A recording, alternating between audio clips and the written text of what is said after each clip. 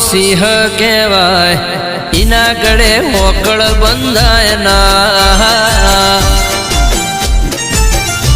એ હાવજ તો હાવજ કહેવાય એના ગળે પટ્ટો બંધાય ના હો કોઈ હોય શેર તો સેમુજ સવા શેર છે એના પર તાપે સહેલું ભાઈને મેર છે એ વનનો રાજા કહેવાય એના ગળે દોરડા બંધાય ના